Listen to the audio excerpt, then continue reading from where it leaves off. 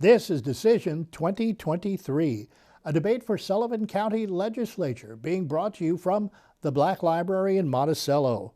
I'm Mike Sickell, News Director for Catskills News. I'd also like to thank our news partner, Mid-Hudson News. This is an opportunity to hear from candidates in the 7 contested races for legislature on a number of platforms, including Catskills News Talk 92.5 and 94.9, as well as MidHudsonNews.com, plus Mid-Hudson News YouTube channel and the Catskills News podcast. Laborers Local 17 is a proud sponsor of Decision 2023. Feel the strength of thousands of diverse tradespeople working with contractors to recruit and train highly skilled, safe, and productive laborers constructing Sullivan County's water, sewer, roadways, and energy infrastructure. Earning great wages, health care, and a pension. Feel the power of a career with Laborers Local 17. Visit liuna17.com to start on your career path today. We'd like to welcome our candidates for District 9. And again, we have 2 potential legislators who are not incumbents. This district, of course, is the district where incumbent legislator Alan Sorensen will be stepping aside. So we have 2 candidates who are ready to talk about the issues. We hope we have a lively, spirited, civil debate today, and thank you for being here. Our first candidate is George Nikolados, who's running on the Democratic and Sullivan United lines. George has lived in Sullivan County for most of his life. After attending Binghamton University, he returned to help manage his family business. He was elected as a trustee in the Village of Monticello in 2016, currently serves as mayor. In his terms in office, he's introduced youth sports programs and has worked closely with the police department, the town of Thompson, and local organizations. With our first 2-minute opening statement, George Nikolados. First off, I'd like to thank Bold Gold Media and Mid-Hudson News and their crews for putting this together. Thank you, Michael. Thank you, Terry, for attending. Also like to thank Local 17 for their assistance, and last but not least, the Black Library for, first off, making this beautiful space here in the Village of Monticello and for allowing us to do this here. To reiterate what Mike said, I've lived here most of my life. I graduated from Fallsburg High School. After college, I moved back to Monticello and started running the family business. 8 years ago, I became a trustee. 2 years into that, I became deputy mayor for a Democratic mayor. With the next mayor, a Republican mayor, I was also appointed as deputy mayor. In September 2020, I became mayor of Monticello. I've been there ever since. The work I've done in Monticello can be seen here now as you go through Broadway. When I took over as mayor, we had 27 vacancies on Broadway. Right now, we're down to 7. Of those 7, 4 are currently working on their buildings, and there's 3 that were just sold, so I'm hoping those buildings will be worked on also. Through my time here, I've put in a historical district, which has helped revitalize Broadway and brought back businesses here. It gives developers and owners 40% of their construction costs back to, for what their renovation costs back to them. So it's been a big boost in getting people to put money into their buildings. And I think you've seen that change here in the village. I want to bring that change not only to the village, but throughout the district and the county. I think we've done some new things here in the village that haven't been done before. I was able to go after Walmart to make sure they paid their fair share to the people here. And I think we all need to work together to make this a better place for the children here that are growing, make sure that they can come back to housing and jobs, and to take care of the seniors, our vets, and all our community. Thank you, George. Our next candidate is Terry Bernardo. She is running on the Republican line and currently serves as a data officer in Orange County with New York State Indigent Legal Services. Terry Bernardo resides in Rock Hill as she's a member of the Lake Louise Marie Homeowners Association Board of Directors. As a business person for many years in Ulster County, Bernardo served as an Ulster County legislator between 2010 and 2013 and was also chairman of the Ulster Legislature beginning in 2012, the first woman in the history of Ulster County to serve in that position. Bernardo also served as chairman on the Operations and Efficiency Committee. She is also a past 2-term member of the Ulster County Chamber of Commerce Board of Directors. Terry Bernardo, your 2-minute opening statement. Thank you, Mike. Well, thank you to the Black Library, to Bold Gold Media, Local 17, and to you, Mike, for hosting. I appreciate the opportunity to speak to so many more residents than I would if I was out going door to door today. But if I were going door to door and I knocked on your door, what I would say is, hi, my name is Terry Bernardo. I'm here because I'm running for the Sullivan County Legislature and I want to introduce myself. As Mike said, I was the chairman of the Ulster County Legislature about 10 years ago. Just before COVID, my husband and I moved to Sullivan County, to Lake Louise, Marie, and Rock Hill.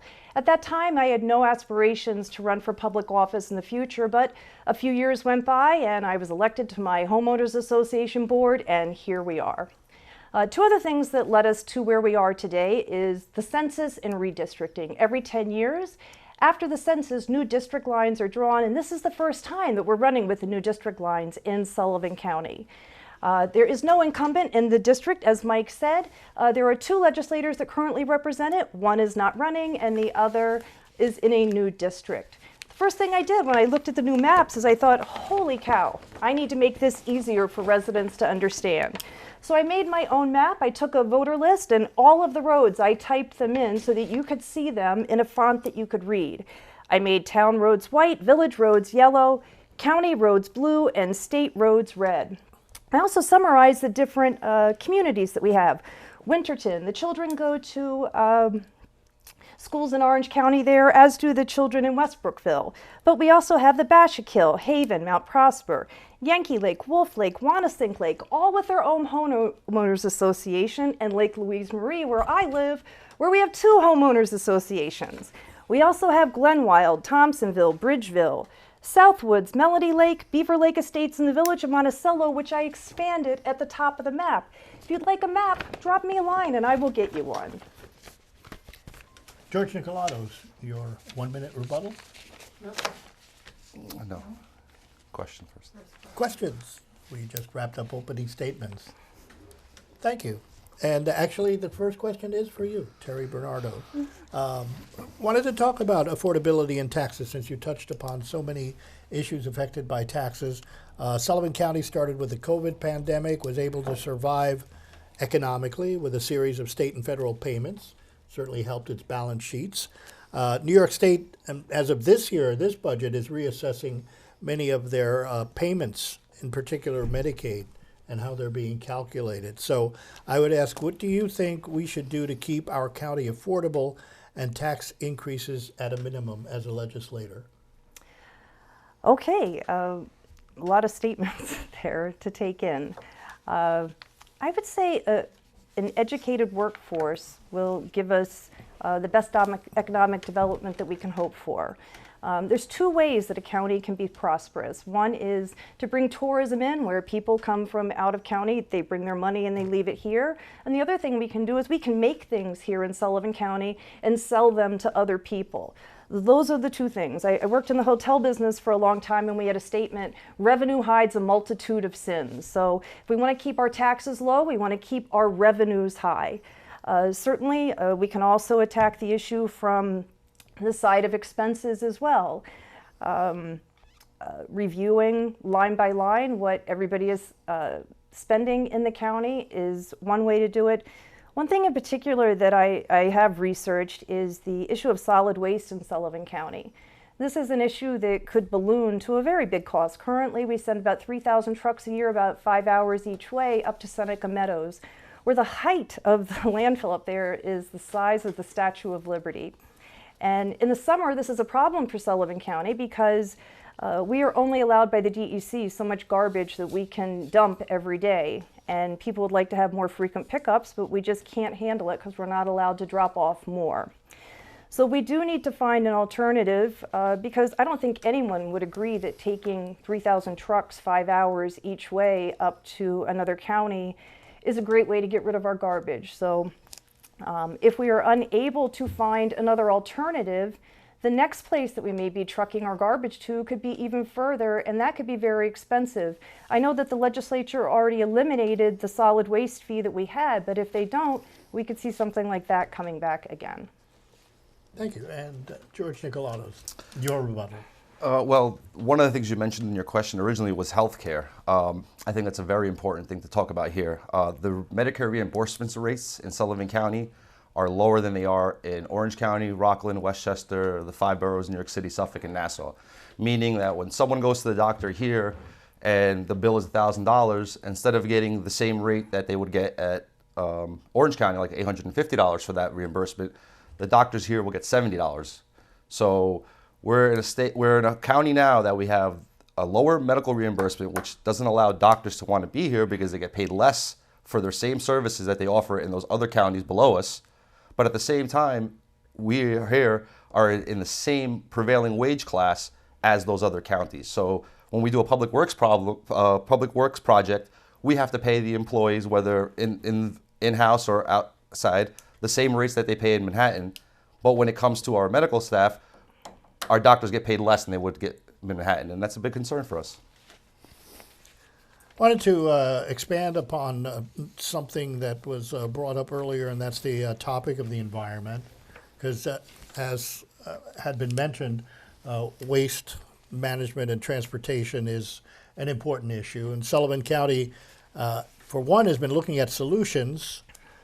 Some of them that the legislature has looked at are some public-private partnerships to deal with the solid waste issue. Would you support such an effort?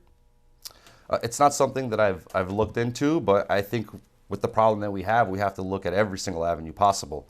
What we've done here in the village to mitigate those costs is to really, really put a big emphasis on recycling. Now, in the village of Monticello, we have a municipal garbage service, so it's a lot easier for us to go say, hey, you're throwing plastic in your garbage, we're going to fine you, and we're going to make you. In the village, with our growing population, our tipping fees, our tipping amounts are pretty much stayed the same since we put this in, where we're going around and we're making sure that everyone's recycling. So that right there, because for a ton of garbage, the county pays $130 per ton. A ton of recycling is $80, so it's a $50 saving. So if you're filling your garbage with recycling, we're paying it at the higher rate.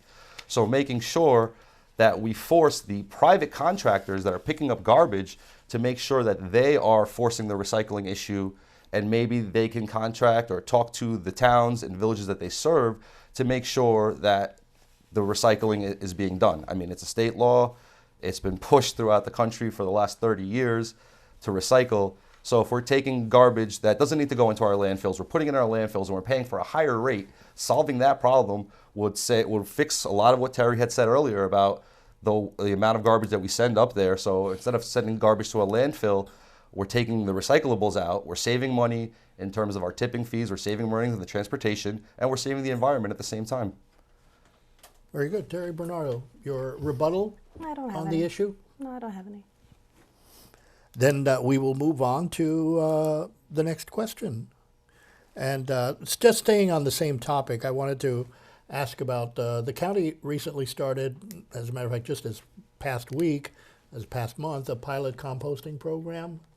And the goal is creating an in-county program here. So would you support such an effort if you were to become a legislator? Sure. I have a composting bin at my house at the Ulster County Resource Recovery Agency. I put the shovel in the ground when we started the composting program there. I think it's a wonderful idea. Why not? Collect food scraps and other things. It really makes good dirt if you have a garden. I know that we have a garden where we grow vegetables, and it's really nice to get that black dirt that all the worms are in. And yeah, I mean, if it saves on and I used to have a business, and certainly the less that you're putting in that dumpster, the less that you're paying, and the less times we have to take the garbage out. So yeah, I mean, I can't imagine who would be against composting. I think we all would like it. Very good. And George Nikolados, composting, but specifically the county taking on a composting program. Okay. I think it's a good idea to start. I also compost at home. I think before we spend money on a program through the county, we should do some individual education. Why aren't people composting at their own homes as opposed to having to have a service pick this stuff up and put it out? I understand some of the urban areas that's not possible, but we're a pretty rural county. Instead of having to pick up the stuff and bring it to another place, why don't we have a program where we can fund individual composting bins for people who have the property and land to put it there, who are going to end up using it in their own gardens like Terry and I do, and educate the people on what the savings are going to be, what the benefits in terms of the ground and their plants are going to be. But at the same time, yes, if in an area like Monticello where we can't have composting bins in an apartment complex, I think it is something that we should look at. If it's a way to save money on our tipping fees, we should definitely look into that and see what other possibilities there is in this. Well, George, you get the next question, and I wanted to move on to the topic of housing because it's so Sure. top of mind. And simply the question is, how would you encourage more residential housing construction to happen here in Sullivan County? Well, I would do what we've done here in the village. In the village, working through the land bank, I'm also a member of the land bank. I've been the treasurer for the last 3 years. This building, for instance, the land bank purchased this building, beautiful building that was just sitting here empty. We purchased a building on the other side of this corner. We purchased the old Monticello Hospital on a hill. We've had a purchasing agreement now with a Ulster County housing group called RUPCO. They have an agreement now with a developer to put 60 apartments up at the old hospital, 4 apartments upstairs from this building, 16 on the other opposite corner. We've also had put in 485A exemptions here so people can put in their capital gains money and invest it into putting in these buildings. We've put in a historical district in the village here. The village has about 1,000 units that have been approved in the planning department. Most of those are in the construction process now, whether they're broken ground, some of them are actually being built. We also have to have some incentives for first-time home buyers. We had a wonderful planning department here at the county that's been devastated with this current board that's in there now.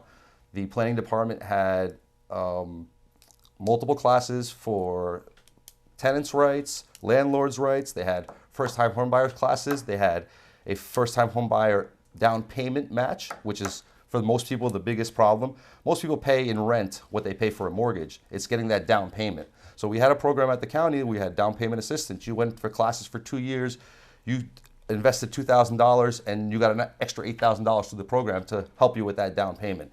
So making things affordable, making our zoning that's easy. We've streamlined our process here at the village to get these projects through fast because it's a necessary need, and that's what we need to do. Terry Bernardo, your rebuttal on the housing issue, housing construction. Sure. I think we need to look at what our role is as county legislators. So we set policy, we make laws, we appropriate money, and we levy taxes. And the one role that the county legislature has taken is that for jobs, IDAs that have projects that have 25 or more jobs attached, they have to build workforce housing, the equivalent to the amount of jobs that they are seeking for that. So I think that that's a good policy. I know that there are residents throughout the county that are, one of their concerns is big housing projects coming to their area. Likewise, but in the village of Monticello, I do hear the need for more housing. I think it's a more of a village and a town issue than it is a county issue, but where it can be addressed on a county level, I fully agree, certainly with the IDA policy. Thank you. And, well, as we move into our next segment, too, you get the next question. And I wanted to just drill down a little bit on the housing issue because, as I'm sure you're probably well aware, short-term rental activity is taking place in many parts of the county.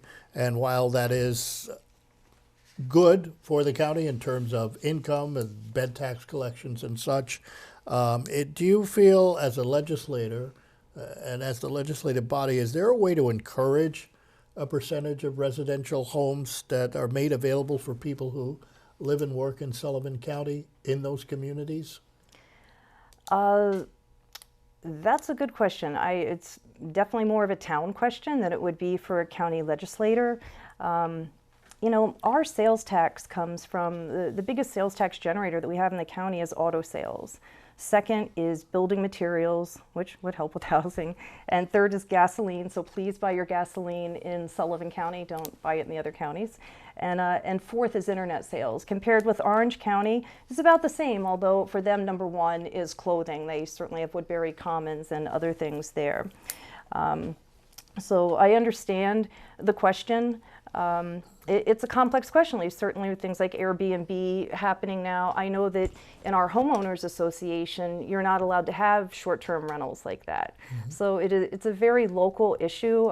It's not it's a home rule thing. It's not something I think the county should be forcing down onto each of the towns. I think we should let each town make their decision about what their policy is.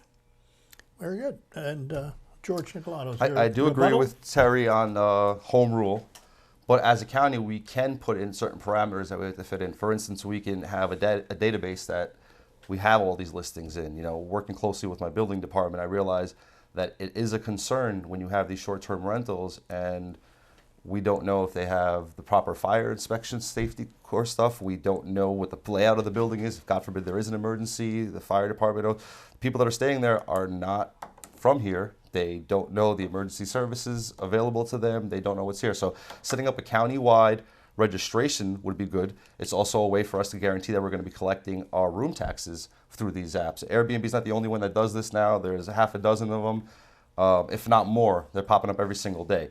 So having a registration system through the county so we know which places are being used for short-term rentals and making sure that the safety aspect is also taken into consideration when it comes to it.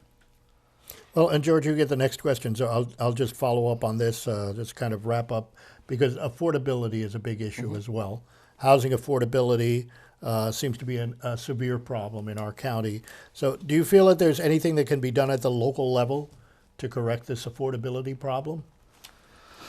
Well, no, I don't think, that's market rate, supply and demand. That's how it works. What we can do is we create better jobs for our citizens to be able to afford these places. See, now in Sullivan County, basically, if you grow up, you do well, you go to college, maybe 5% of those people can come back here. I basically, after college, I didn't graduate college. I went 4 years, I did about another year, and I said to myself, you know what, I'm gonna get this degree and do what with it in Sullivan County? I wanted to come back and run the family business. My parents were getting to an age where they couldn't handle it anymore and they were talking about selling.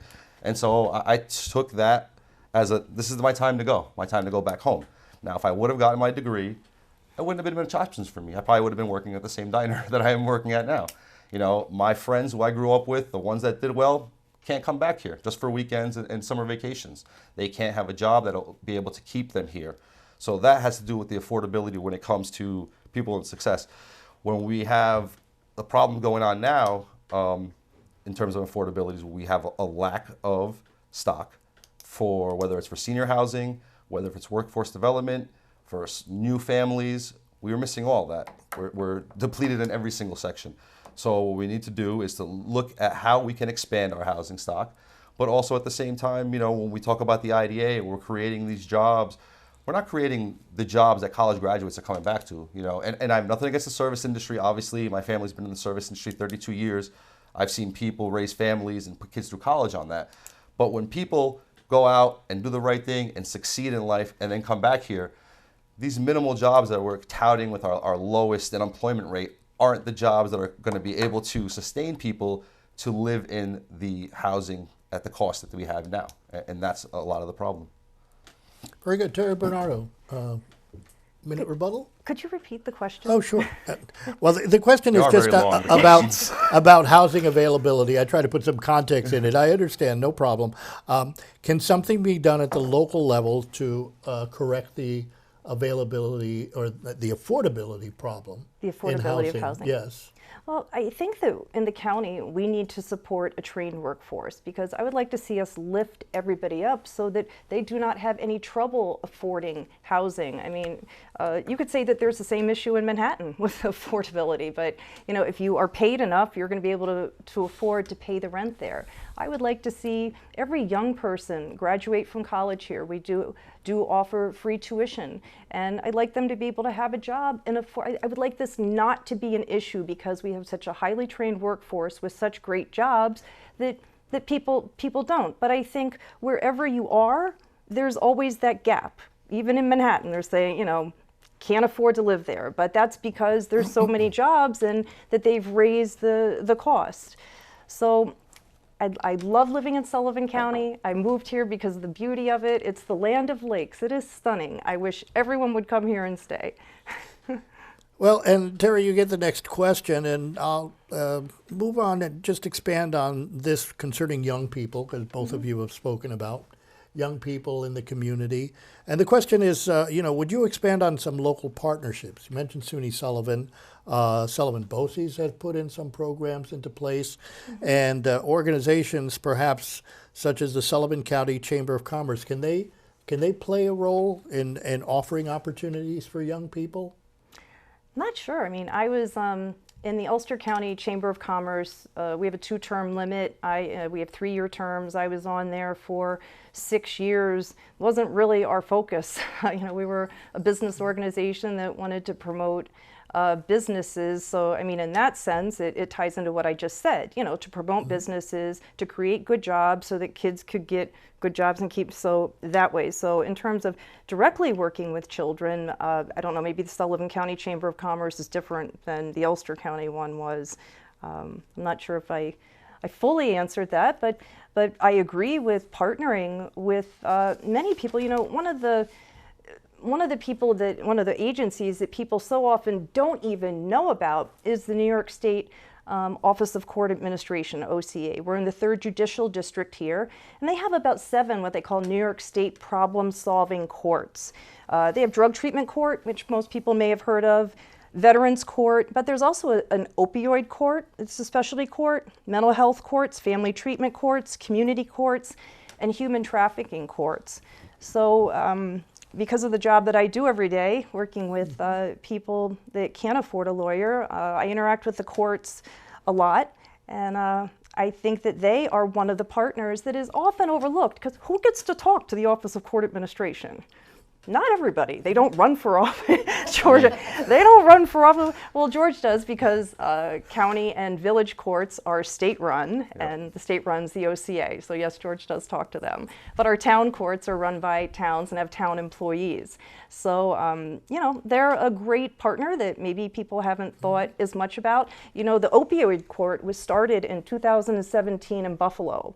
And I think the closest opioid court for us is in Rensselaer County. Why not have one here in Sullivan County? We have an opioid problem right here. Let's bring it here. Very good. And George, your rebuttal?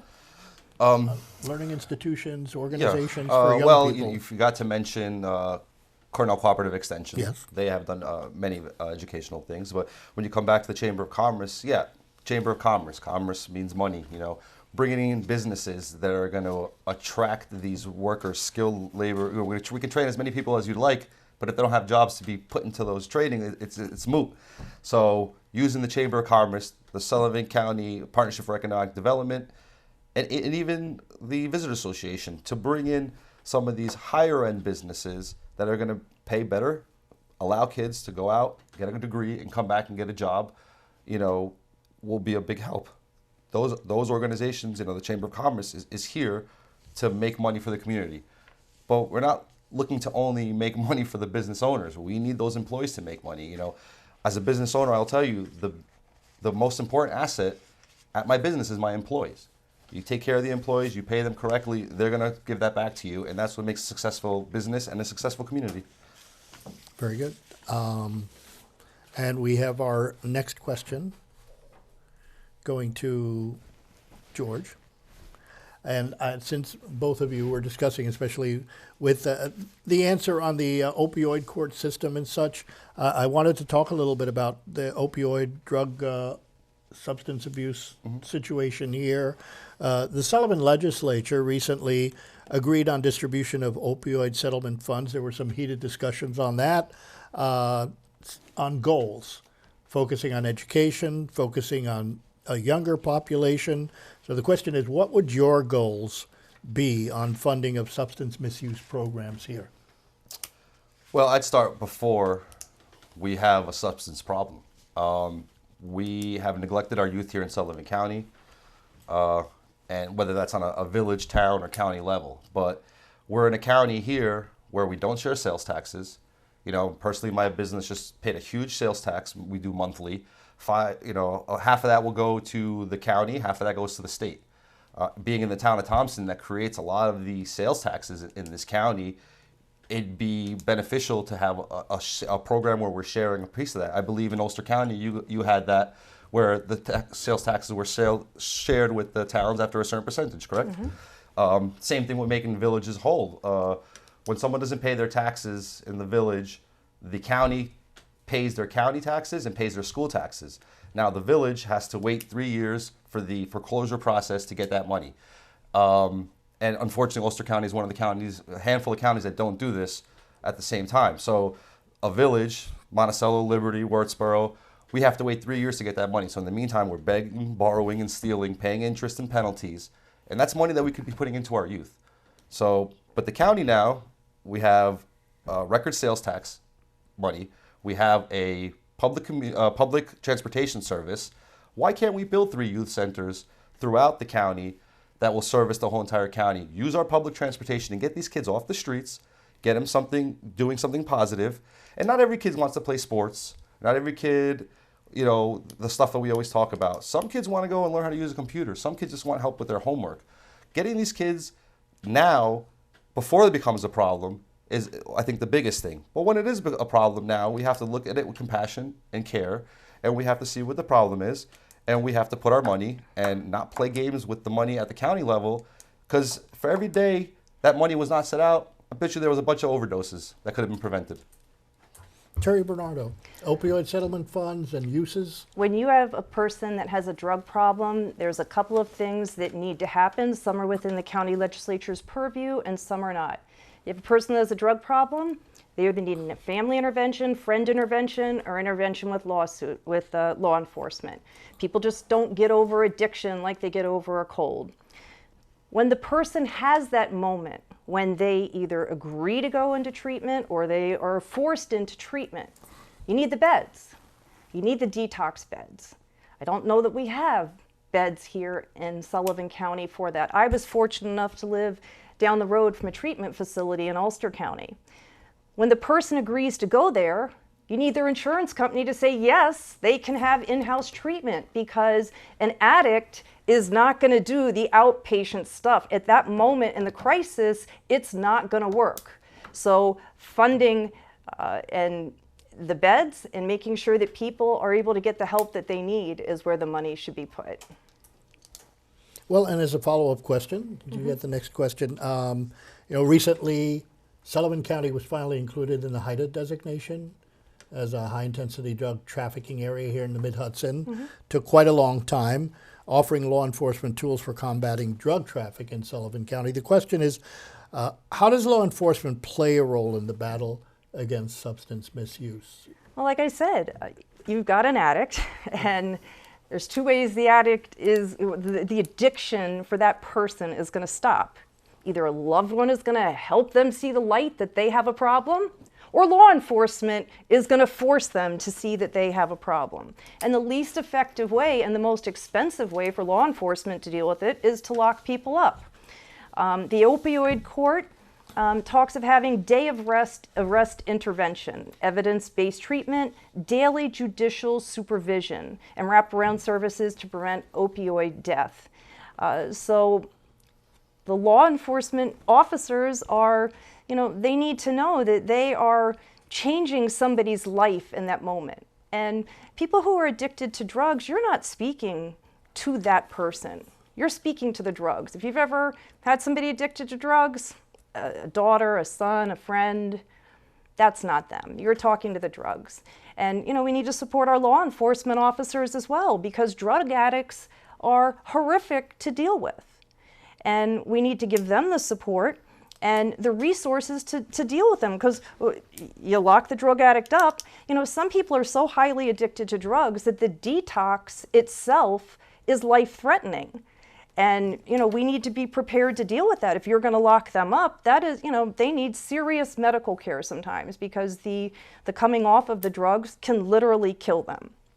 And so to support our officers to make sure that they have the health resources that they need when they pull an addict off of the street, and to get that person the help that they need, because they may have committed a crime, they may be a criminal, but they also have a drug problem that needs to be dealt with.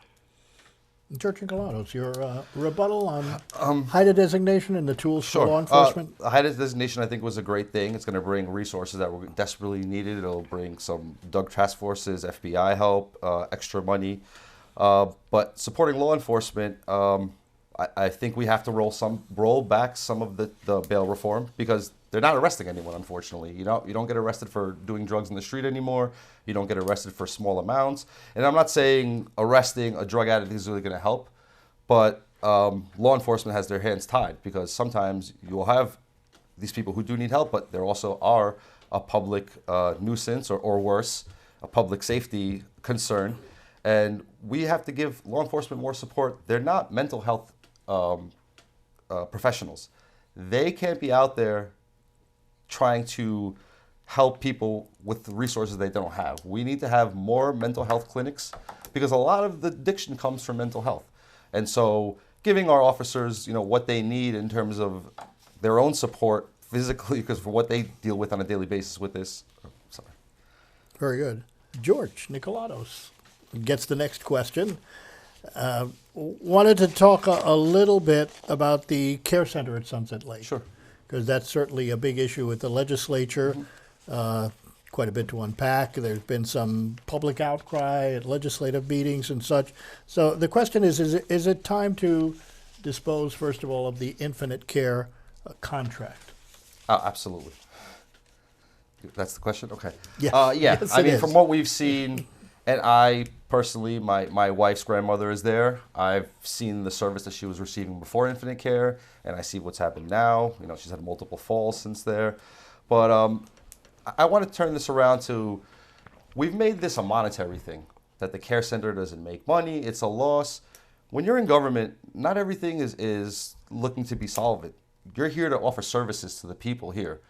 I think, first off, it's a huge sign of disrespect for the taxpayers who paid taxes for 30, 40, 50 years, and then you're trying to take this government-owned property and function and give it to a private company that wants to make money, where their main concern is making money.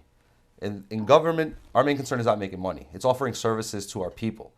We don't get paid. We don't make money off of paving roads. We pave roads, don't we? We don't. There's plenty of things that we do in government that we don't make money on. So to say we have to get rid of the care center because we're not making money is ridiculous to me. We're here to offer services to our constituents, and that is a major service. This is for our most vulnerable populations. You're putting them in a place that is just profit motivated.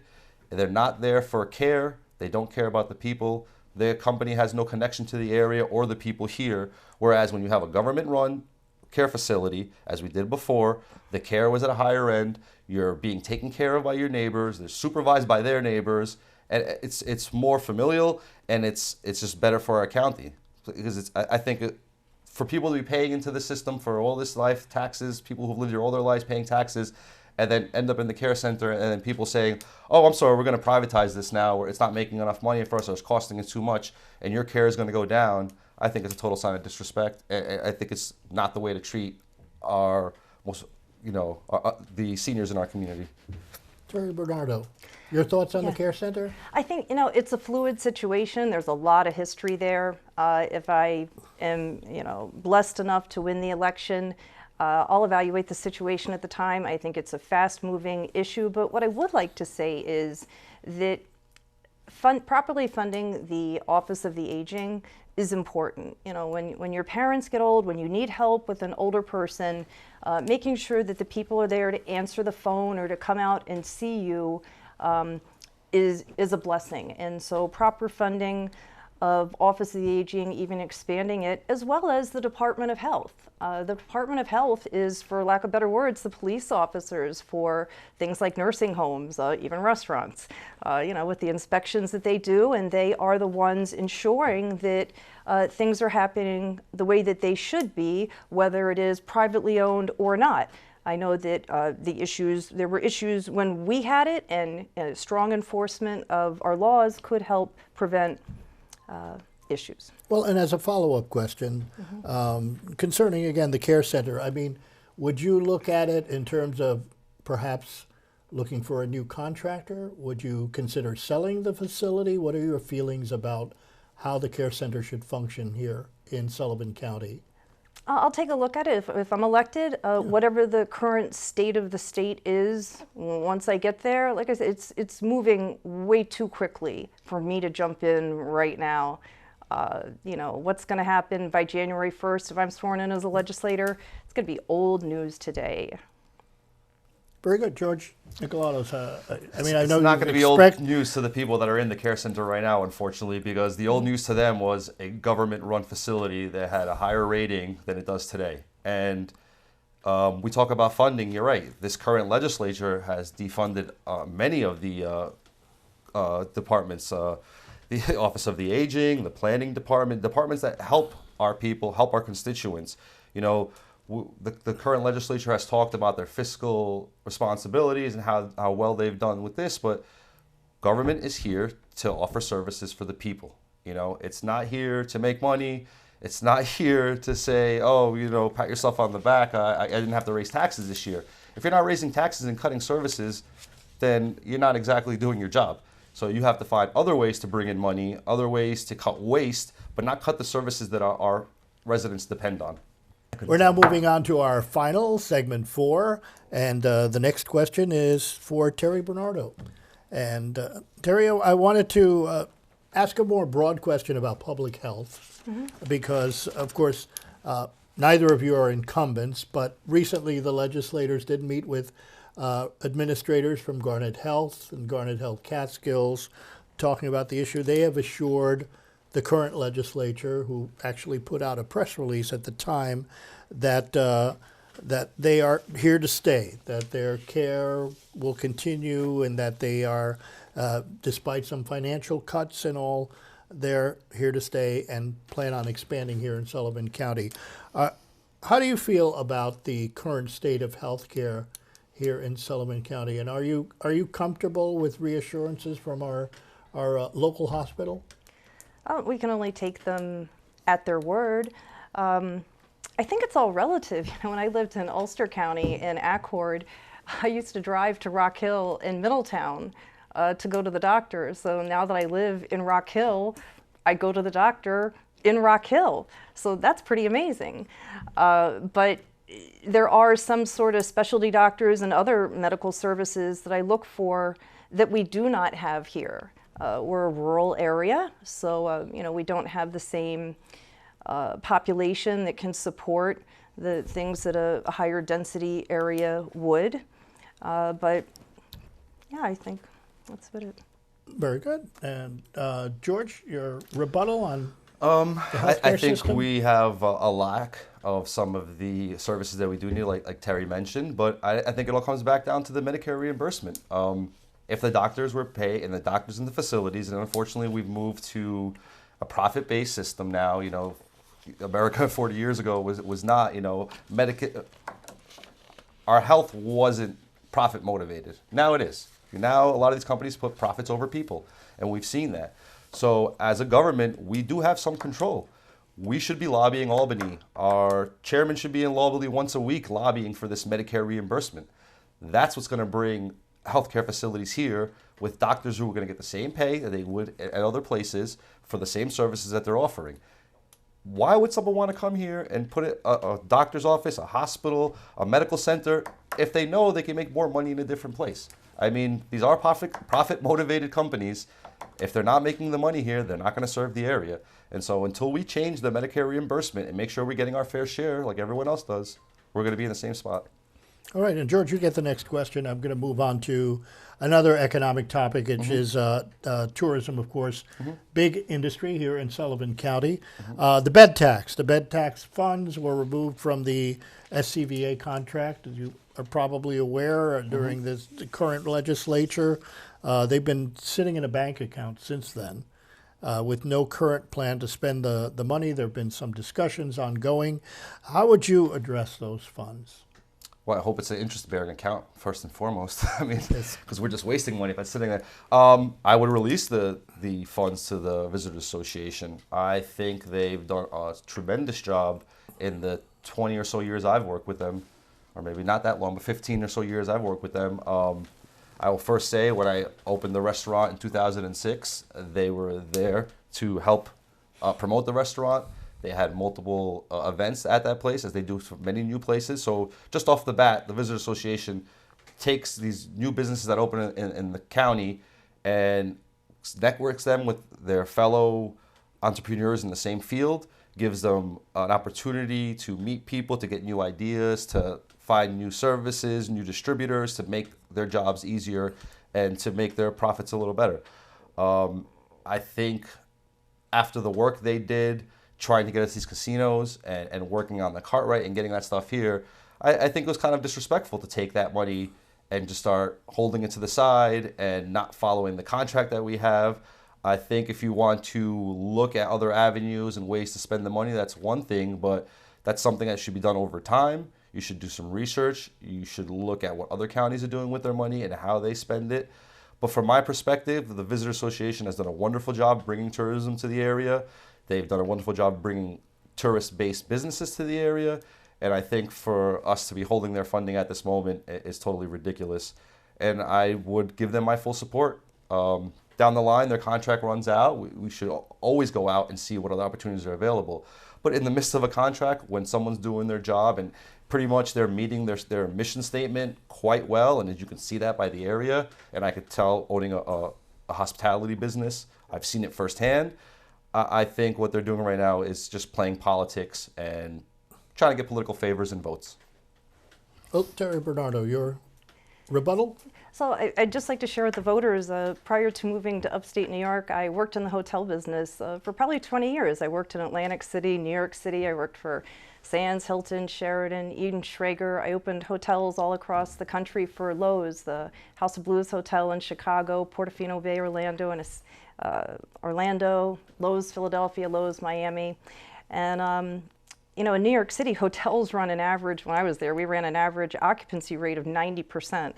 So to come up here and find hotels that sometimes have a 30% occupancy rate is shocking and just scary. You know, how do you staff a hotel like that? How do you, year round keep your people employed? So I really feel for the organizations that are here. I am so glad that the casino has come. The new golf course looks fantastic. I think that it's going to be a worldwide draw. It is going to put the town of Thompson on the map, as will Ski Holiday Mountain. Thank you, Mike Taylor.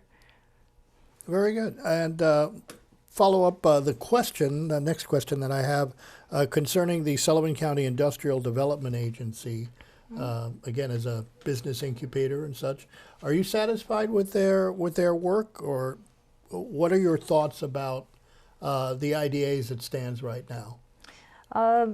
IDAs can be very helpful when you're trying to open a business. They tout it as an incentive. Once you open the business, people cry that it's a tax break. So it's a double-edged sword. I think it can be a great partnership. I would liken it to when I first moved to New York City. I moved into a condominium and my common charges were abated for the first couple of years because the sponsor was trying to sell the units. And when you're trying to get a business to come and invest money in a place, the startup costs are tremendous. When you're putting a shovel in the ground and you're building, and once you build the business and you get going, your revenue is pretty stable over time. So things can always be improved. I think, there can always be better oversight, but if you want businesses to come, you need to be business friendly. And New York is the most overtaxed state. I know that we've raised taxes here in the village of Monticello, and I think every taxpayer should aspire to pay lower taxes, businesses too.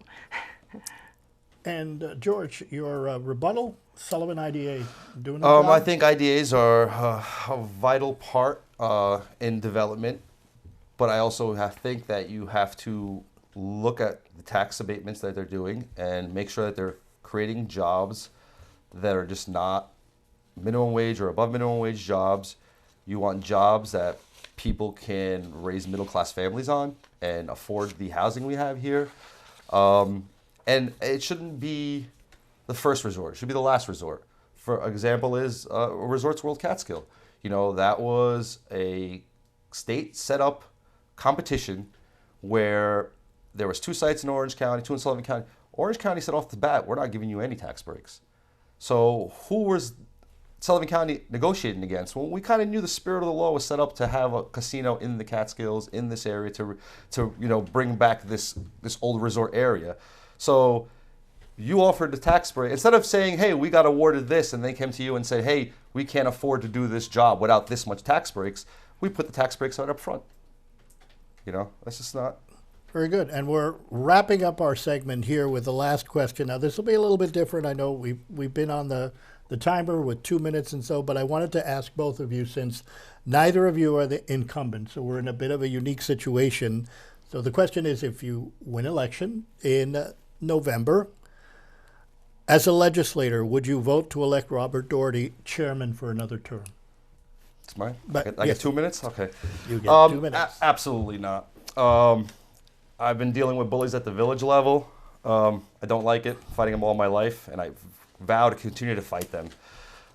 Unfortunately, the chairman, I have personal stories with him, which would not give him the vote to run a hot dog cart.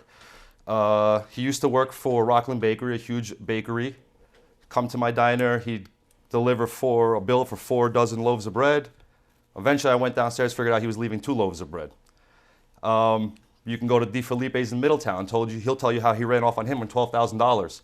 You can ask multiple businesses on Broadway, and I don't want to put anyone's name out there for fear of retribution, how much thousands of dollars he ran off on them. And so for someone like that, a small business owner, to run around, rob, steal, cheat multiple businesses within Sullivan County and Orange County, and if you call Rockland Bakery right now, they'll tell you too, because they rob from them too. So I put this guy in charge of our government is totally ridiculous. If I can't trust him to deliver bread to my diner, how am I to trust him with a $300 million budget? And besides that, he tried to extort these parking lots in the village to the point where he forgot to charge the village for the East Broadway project. That project, they came to us and said, we have a $2.3 million overage. We need you guys to split it with us. We are a cash-strapped village. We went back to the DOT, we got an extra $1 million for that project. So now we're on the hook for $1.3 million. We have to split it. They came to us, they said, we need $700,000 from you. I asked them to give us a payment plan. If we don't pay, you can take it against our water fees or sewer fees that we do with the jail. They said, fine. At that time, they were trying to extort us out of the village parking lots. They said, oh, don't worry, we're gonna wait till Gordon comes in and we'll take those parking lots. But they forgot to come back and charge the village. So the county attorney, the county chair, they lost out $700,000 for the county, and the village of Monticello got East Broadway done for free. You're welcome. All right, very good. Terry Bernardo, Chairman Rob Doherty, your feelings should you win in the legislature?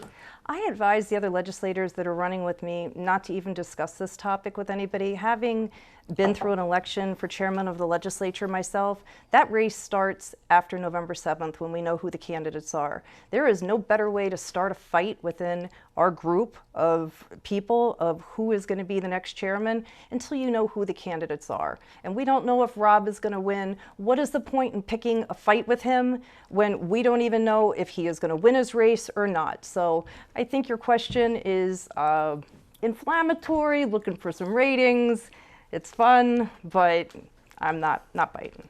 Nope, very fun. It's always fun to speculate. It is. But it's of not course, fun to Mr. gossip. Doherty, you know? Mr. Doherty being a member of your party, I just thought it was a legitimate question. But regardless of that, thank you. Listen, people think I may want it. That people have asked me. That's what I would So ask. what am I going to say? Very What am I going to good. say? No, So I'm and- damned if I do, damned if I don't. If I say I'm going to vote for him and then I run, so what am I supposed to say? So I'll let Understood. everybody just wonder, okay? Very good. Understood. And thank you so much. That's going to wrap up our District 9 debate here. And again, best of luck to both candidates. Terry Bernardo is running on the Republican line, George Nikolados running on the Democratic, and Sullivan United lines. We have our closing statements now as we wrap up. So you do have 2 minutes. Terry Bernardo. I get to go first this time. Absolutely. Fantastic. All right, well, as I started, I had imagined if I had knocked on your door, so I guess I'll finish up. What would happen if I knocked on your door? So I would have just knocked on your door, have a map for you. On there, I have my phone number and my email address. People have used it, and they have called me, so it definitely works.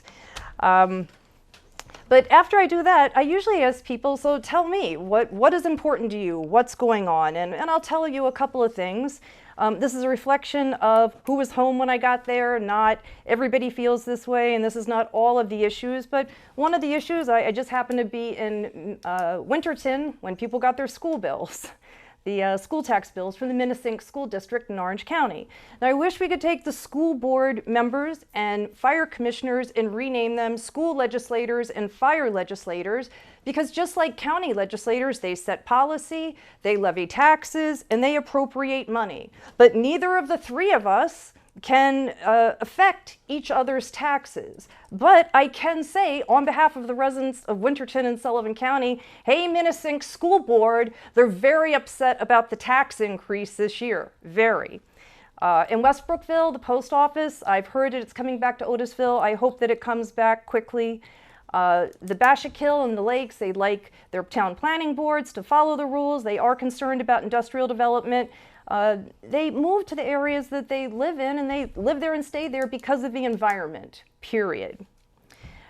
People are concerned about expansion. When I say, what are you worried about? Oh, I'm worried about, something on the ridge or over here. In Monticello, more affordable housing, jobs, things for the youth, safe crossing for the pedestrians on Broadway in front of the new Mountain Foods. If it's important to you, it's important to me, and I'm there to serve you. Please vote November 7th. Terry Bernardo. Thank you, Terry. And George Nikolados, your 2-minute closing statement. Okay. First, I'd like to thank everyone again for putting this together. This has been great. And again, thank the Black Library for this wonderful space that they've created here in Monticello. I'd like to thank everyone out there who's going to be watching this, doing your part as part of your civic duty. And unfortunately, we don't have a huge turnout. We don't have a lot of people that are involved in our communities. A lot of people don't even know how government works. I get complaints about stuff out of the village all the time. So I think we should focus a little more on educating people to know how local government works, because local government affects your life on a daily basis more than any other government. What happens in a village, a town, and a county will have more effect on your life than what happens in Congress or in the president's office. So people being involved and coming together to let us know how you feel about things and what we can do to make things better. I think at my time in Monticello, we've seen a great improvement here. I've done things that were unconventional. Walmart, for instance. Walmart was paying us $25,000 to use our water for their sprinkler systems. They're not in the village. They're not paying tax to be in the village. It's a finite resource we have. Their contract ran up. No one was answering. So I went down to Walmart, asked for a manager, and told them I was going to shut the store down. Phone calls started coming from Arkansas the next day. I said, listen, you guys want to stay and use our water? You're going to have to either pay like you're in the village, or you're going to have to annex into the village. And now I'm getting $170,000 a year to the general fund for the village of Monticello for Walmart.